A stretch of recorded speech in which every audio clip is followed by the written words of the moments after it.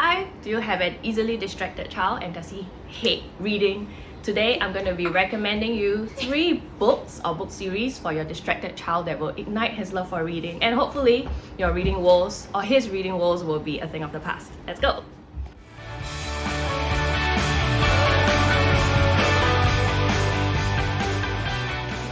And I'm a parent coach at Freedom Montessori. So about almost a year ago, my world was turned upside down when I realized that my child may be on the ADHD spectrum and we are undergoing diagnosis for him right now. Since then, I am on a mission to help as many moms with a distracted child realize that having ADHD is not a curse. It can be a gift if we help the child manage it well.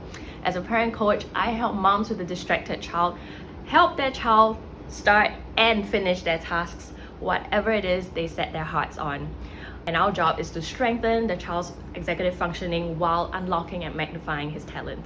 I know quite a number of us have distracted kids who really hate reading, right? And perhaps you're in the middle of your child's reading journey and you're getting really frustrated because our kids don't want to sit down, they don't want to focus, they don't want to listen to us, they just want to run around or talk above us, right? When they see a whole page of words, they get really turned off. But I feel we have to persevere even more so because literacy is so important, especially to the neurodivergent child.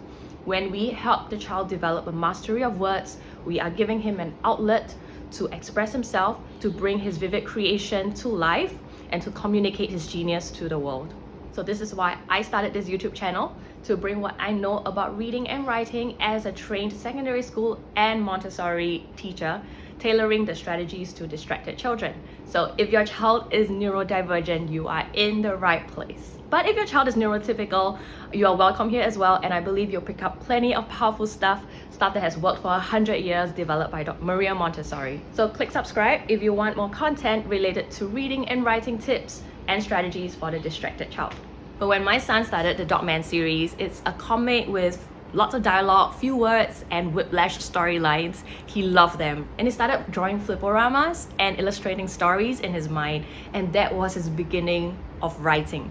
And that's something I'll cover in another video, so subscribe and stay tuned. So after Dog Man, he started on the Captain Underpants series.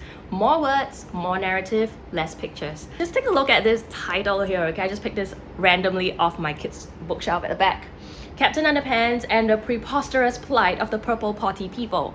Like, the alliteration is genius, right?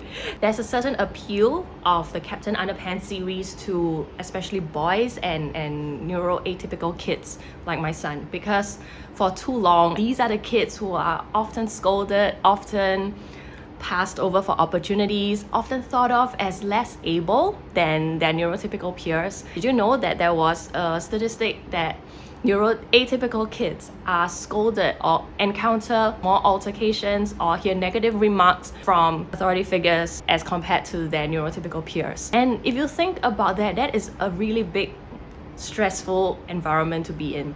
And so when they read books like these, you know, when there's an underdog, they're kids, and they rebel against an evil principle and they win. And that's especially cathartic. It gives our kids an emotional release from being in a stressful position all the time. So yes, there are a lot of deliberate misspellings in Dave Pilkey's books, and I know that some schools are very concerned with that, and so much so that they actually ban these books. But I feel that there's just an opportunity there to teach and correct your child's spelling. So if that is a concern for you, just have a separate session with your child that you can ask him to copy the wrong spellings in the book, and then what the correct spelling should be. So I've changed my mind. I'm reformed book snob. Any book is a good book if it makes your child want to sit down and read and flip the page chapter after chapter after chapter. And I'm so thankful to Dave Pilkey because in fact he's my son's hero. Dave has ADHD and he shares his story at the back of the books. And the fact that he's written and completed so many books is a testament to how successful one can be when he follows his passion. So the second type of books are the Minecraft guidebooks, and my child loves them because he likes Minecraft, he likes building stuff. He used to be very much into Duplo and Lego, but since he has discovered Minecraft, it's kind of like a digital kind of building for him, so he kind of likes that. And he would study these instructional manuals on like how to create certain funky and very sophisticated stuff and structures inside Minecraft. These aren't stories, but are instructional manuals, and they teach the child step by step how to do certain things. And for a distracted child or somebody with ADHD, it's a really good material or resource to help them strengthen, first of all, reading, following instructions in a sequential manner, and in a step-by-step format so they can get the end product. If they miss a step, they won't be able to get it, and they have to backtrack and see where they had missed out an instruction. So again, I guess that promotes grit and promotes problem solving, promotes being careful, checking back your work, going back the steps, and then solving the problem. So the third type of books are these silly joke books and riddles that your child probably likes to read because they're funny in the first place, right? And they're pretty clever because they play on words, they play on puns. They actually help build a child's understanding and empathy, because in order for a joke to be perceived as funny, it has to be something that's shared experience with another friend, or it's a common language understanding. That is quite a high level, pretty sophisticated for the child. So it helps him build that perspective, and he has to take into understanding what kind of joke works for certain people because of their shared experience. That is, again, a good practice for the distracted child. So what you can do as a parent, and that's definitely something I'm going to do in the holidays, is to keep a journal with your child, write back and forth. If you have nothing very much to write about your day, I'm sure you will, you can always write a joke, write a riddle for him, and ask him to do the same. He doesn't have to make up his own. It's good if he can make it up, but if he doesn't, he can always copy from the book. And copying skills are something that our distracted child absolutely loathes, but it's an essential school readiness skill, right? Copying from the board, copying off a textbook. So this is something that you can help your child practice, and hopefully it's a little more fun because there is a real context and result behind the activity.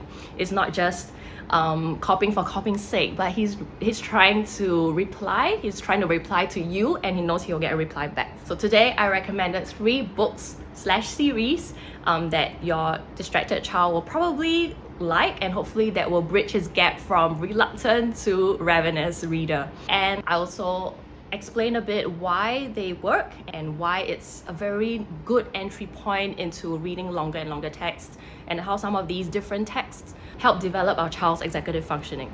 I'm definitely doing another series for the girls, so stay tuned. And maybe your child doesn't like Dave Pilkey that much, or he doesn't like Minecraft, but it's okay.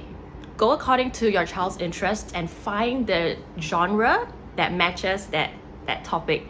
And so it doesn't have to be Minecraft books, it can be building Lego instruction manuals, or a book about woodworking, or even cooking or crafting, whatever that fits your child's interests. Thank you for being here on my very first video. I know I hope this is the worst one ever, but hit like and subscribe if you want to see more content on how I try to make reading and writing more accessible and fun for the kids, especially the distracted and active children. So let me know in the comments what books work for your distracted child, so I can also expand my home library for my kids as well. Thank you so much for being here. I'll see you in the next video. Bye!